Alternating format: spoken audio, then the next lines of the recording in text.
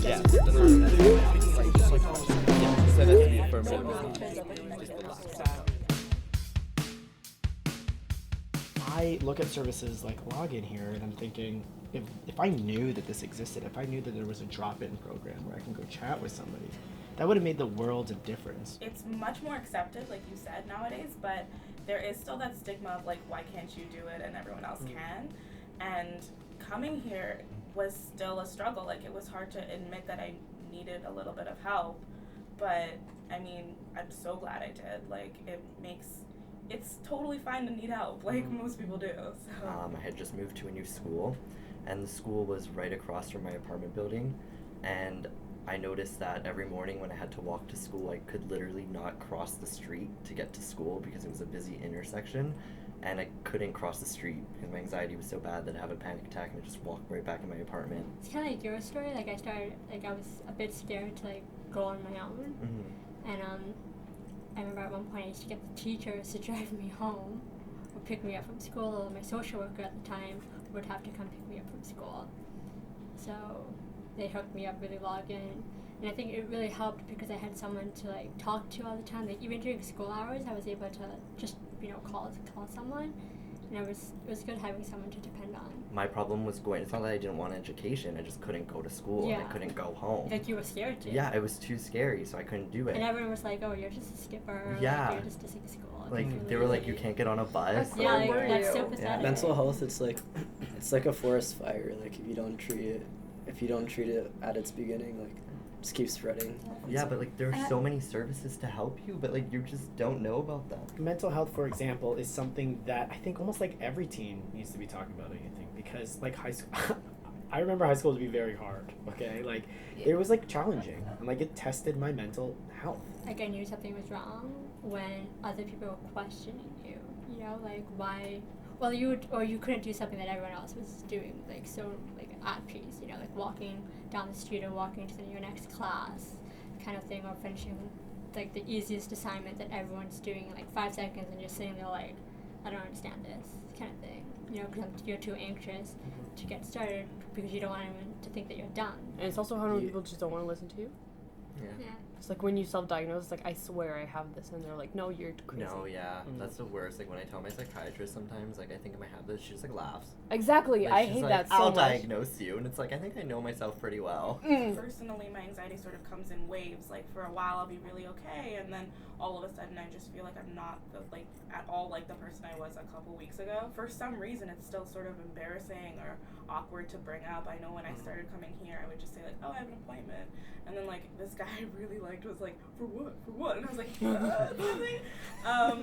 but it like just talking about it with anyone and over makes it so much easier. Whenever you see movies about people with mental illness, they're usually like bonkers, and it's kind of I mean, that does sucks. happen, like, but and it's like stages. But they show just the worst part of it. It's like, it does happen, but it's not. They're normal. Everything too. they are. That's the reason people, when they hear mental illness, they think of like American Horror Story Asylum. Like, it's not that scary. It's something that lots of people deal with, and it's important to represent people dealing with it the way that a lot of us are, which is just like we get on with our lives, like we do our thing. TV series Degrassi, for instance, like in this new season and past seasons, they normalize mental health issues.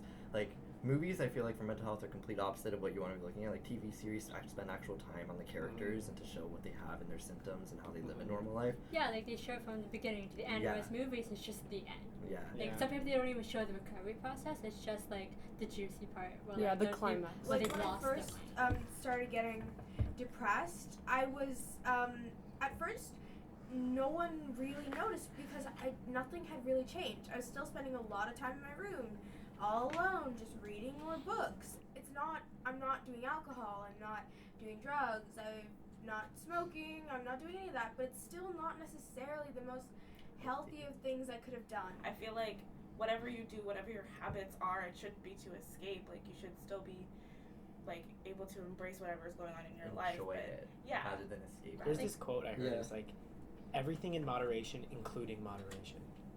So sometimes you're gonna stumble onto something that you like, so spend a lot of time with it. Yeah. But then you go back and live moderately and try to share your time. What if your friend is going through something? How do you know your friend needs help, and then how do you actually help them? Especially if they say, "Don't tell anybody." I'd like to hear this because I'm still struggling with that. Okay. Like, I have so many friends that need help, and it's like, what's your limit in helping them? There's certain things like on one side of the line that until then you do the best you can to help them. You try to convince them to go and seek out help. You give them the names of places they can go. You say you'll go with them. You give them all the support you can. But if they cross the line, you have to tell someone. What's that line? Self-harm, harming in any way, drugs, Drug stuff abuse. like that. You try to give them resources. You tried your best to educate them, and then it's up to them. I read a quote like that. It's just like, a person will change when the pain of staying the same exceeds the pain of the change. Anyone feel free to object, but the thing that I find with mental health is that like you actually cannot get better unless you are trying. Yes. Like you have to try. Beautiful. Like I was just on medication. I wasn't doing the therapy. I wasn't doing the counseling, and like ultimately that made me feel better. But once I got off my medication, it was back to the start. Like it's like a broken leg. Like yes, you'll take your medication, but like you would have to do the physical therapy too.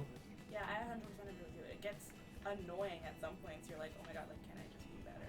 But it's a process. How do you guys like what strategies do you use to calm down when you're so anxious? 'Cause Meditation. Medication.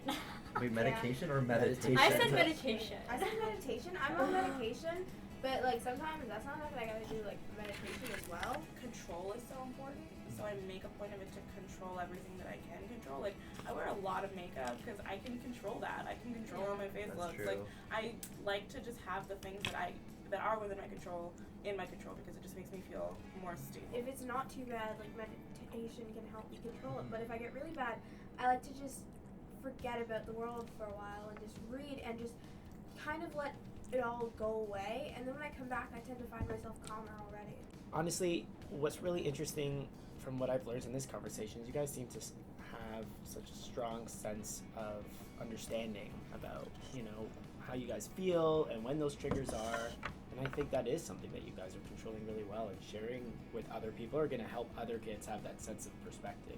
Yeah. Because sometimes you do need that, somebody from the outside to say, I feel exactly the way you feel and you're not alone. And you guys have just been so great at explaining and describing and really teaching us about your experiences, so thank you. It's good to get into like groups like this and just talk. Yeah. I've never really done this before. I really need to pee. Yeah, me too. All right.